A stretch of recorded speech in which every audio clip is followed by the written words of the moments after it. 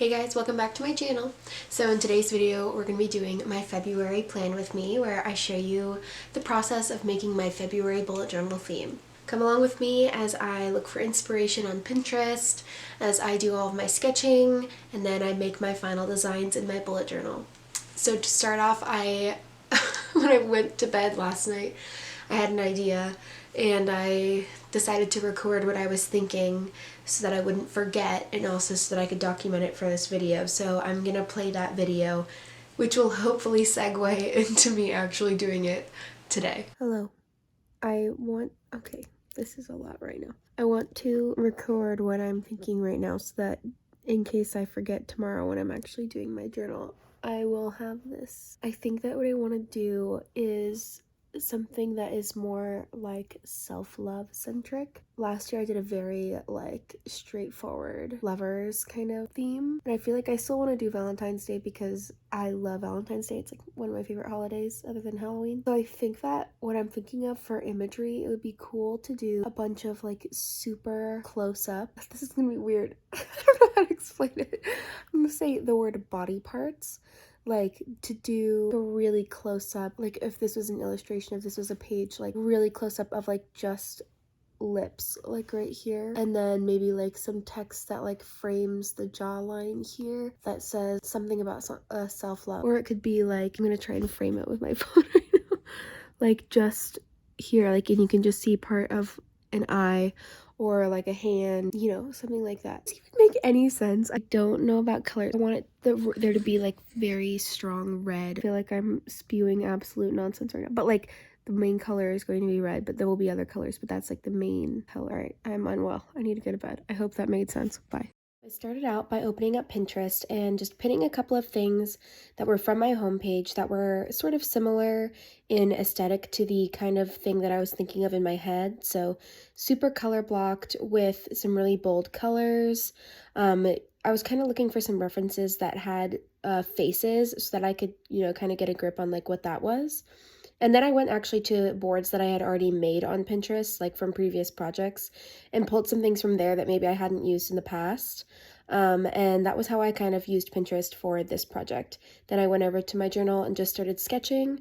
I decided to do my little illustration first just to kind of get a grip on what I really wanted to do for the theme. So I've been doing some sketching and stuff. I'm going with the idea that I talked about last night. So I am really inspired. I've seen this picture so many times. It's this illustration of Twiggy that I pinned on Pinterest. I've seen this poster like 1,000,000 times. It's so freaking cool. By a guy named, his name is Justin Coffee on Instagram, Justin_Coffee. He did this amazing print of Twiggy, and it has just like really cool color blocking in it, and I've always wanted to do something like that, so I think I'm gonna try and do that, but incorporate the colors like pink and red, or like red and purple or something for Valentine's Day. What I wanted to do to make it a little bit more personal was to incorporate photos of myself instead of doing it of like a random reference image or like a celebrity or something. So what I did, I hope you can see this right now, I took some reference photos of myself, different spots on my face. So I did one like of right here, I did one of like right here,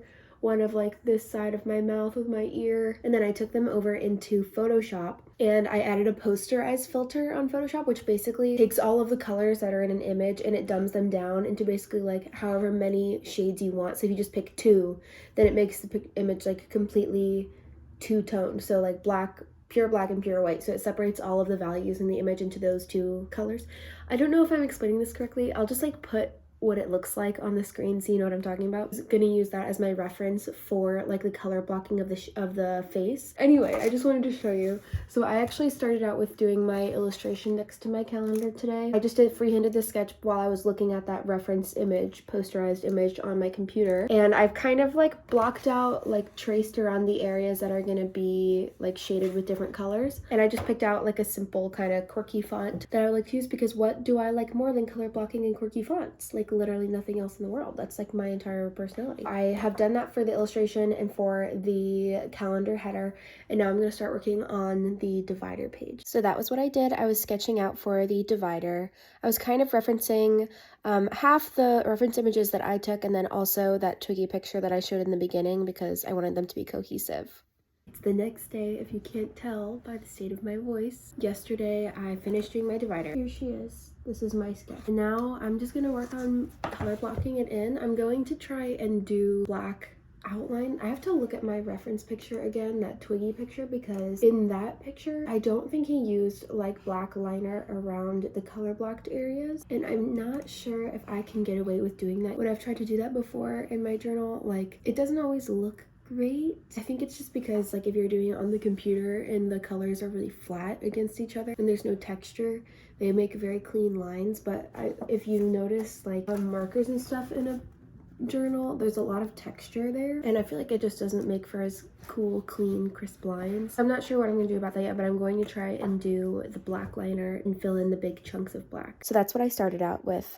I used my Posca paint pens, which are basically like acrylic paint inside of pens, and then I switched over to using a fine liner to block out these really graphic shapes for the shine in the hair. So I started out doing just the hair shapes because I knew that that would be easiest for me, because I've done kind of like graphic shine color blocked kind of things like this for hair before, so I kind of wanted to practice that first. I didn't really sketch these out that much. I kind of was freehanding it with the fine liners and then the Posca pens, but it was really fun to kind of just like find those shapes inside of the larger ones. And then I was just going in with the Posca pens and some fine liners to really define the rest of the facial features, like the eyes and the lips and the noses. Dear God, this has been a trust the process kind of thing, but I love it. It looks so cool. I just finished doing all the like the black blocky liner areas, and now I'm gonna try and pick out the colors that I want to do. I'm a little intimidated by this because now I really like it, and if I pick out bad colors, they don't look good, then I'm going to ruin it. So I need to make sure that the colors I pick are good. Let's do that. The original image used like a bright orange and like a bubblegum pink color. I don't think that I have the exact same colors as that, so I thought about doing like orange and red. I think this is like a good orange tone, because I have like a true red here. But yeah, I feel like these are too similar to each other. They're not like different enough. I like the idea of doing like a purpley tone like this. Ooh, like maybe this and the red. If I did no orange, but it was just this.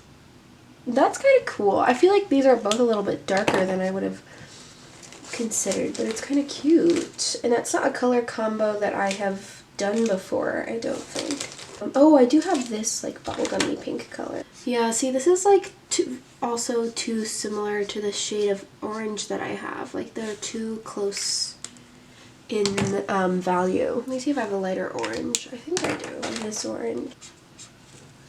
Yeah, that's cute, but I feel like this is not as Valentine-y. Like, I feel like these richer, like, red and purple magenta colors are more, like, actually Valentine's Day. I would, like, actually try and practice, but, like, that's gonna take a long time, and I am lazy, and I don't want to do that.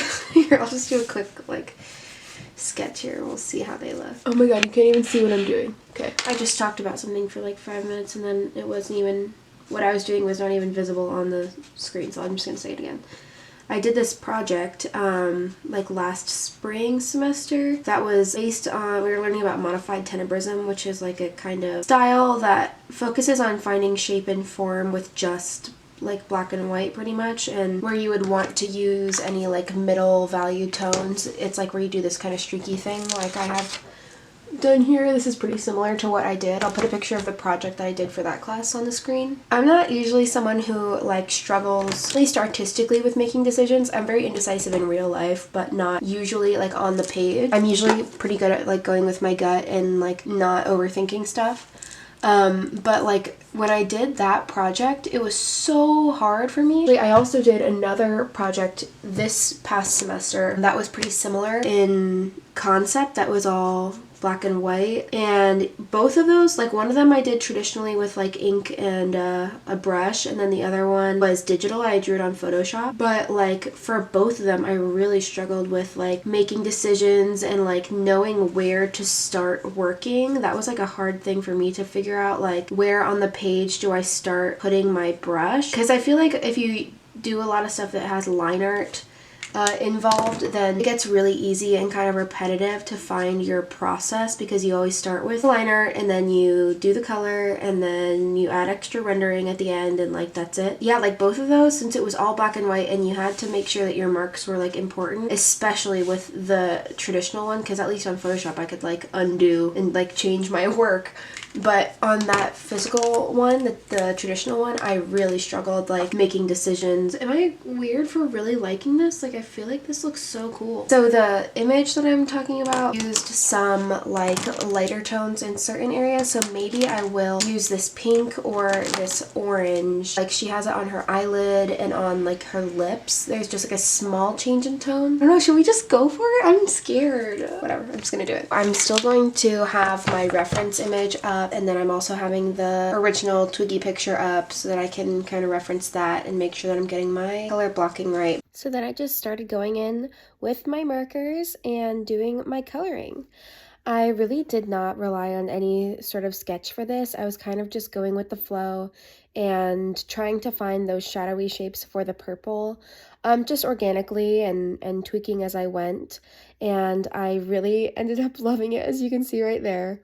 And then I went to work on the little background for this one. The original picture had like some sort of organic wavy lines in the background, but I like the idea of doing that kind of sunburst. And then here I just switched over to work on the calendar and that illustration, which I had done the line art for off camera. Just doing the same process of finding those shapes and then adding in these little starbursts with the gel pen, which is so fun. And then here I am just making my moments in my habit tracker, which follow the same formula. That's one of the easiest things about bullet journaling, is that once you establish the theme, the rest of the pages come pretty naturally. Hey everyone, so I actually finished my bullet journal last week. It's Monday of the next week and I'm going to show you my final bullet journal. Oh my god, the lighting is so bad right now. I actually went out of town last weekend, so I didn't bring my journal with me when I was traveling, but I just opened it again and I kind of forgot what it looked like, and it is so cute. I'm really, really proud of it. Like I can't believe I forgot what it looked like, but I just opened it again and I was like, wow, I am just really excited and proud of it. So let's show you. Here it is. This is February 2023.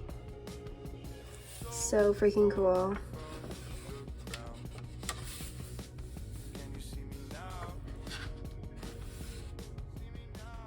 Oh my god, it looks so awesome. Now that I finished all of the spreads and stuff, I'm gonna make a couple TikToks showing my spreads and take some pictures for Instagram. Yay! Thanks so much for watching this video. I hope you enjoyed it. I'm posting a lot more bullet journal content on Instagram and on TikTok. I just got a TikTok, which is awesome.